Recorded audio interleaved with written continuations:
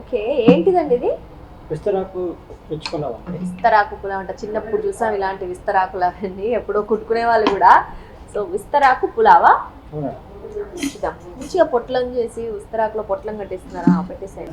అది ప్యాక్డ్, మంచిగా విస్తరాకులో ప్యాక్ చేశారు. ఆ ఫ్లేవర్, ఆ గుమగుమల వాసనతో పాటు భలే వస్తోంది. వాసన భలే వస్తోంది. చూడండి, వేడివేడిగా పొగలు కూడా వస్తుంది. సో ప్యాక్డ్ అయింది కదా, ఇంకా ఫ్లేవర్ బాగా పట్టినట్టుంది. పెట్టండి రైస్. చిట్టి ముత్యాల రైసా?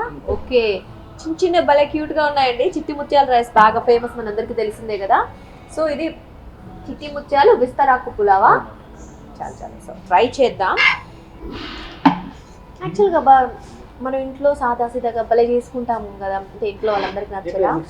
ఎగ్జాక్ట్లీ అలా చాలా బాగుంది. రైస్ కూడా చిన్నగా, తినగానే వెంటనే డైజెస్ట్ అయ్యేలాగా అనిపిస్తుంది. బాగా ఉడికింది. అండ్ ఇంకొకటి, ఈ ఫ్లేవర్స్ కూడా తగినంత, నేను ఇంతకుముందు చెప్పినట్టు ఎంత కావాలో అంతే ఉన్నాయి. సో ఈజీలీ డైజెస్టబుల్ అవుతుంది. అండ్ టేస్ట్ వైజ్ కూడా మనం ఇంట్లో చేసుకున్నట్టు హోమ్ ఫుడ్ ఎలా ఉంటుందో మోస్ట్లీ అలా టేస్టే ఉంది కాబట్టి చాలా బాగుంది. అండ్ ఇంకొకటి, ఇక్కడ ఇది ఇస్తరాకు పులావ్లో డిఫరెంట్ టైప్స్ కూడా ఉంటాయంట.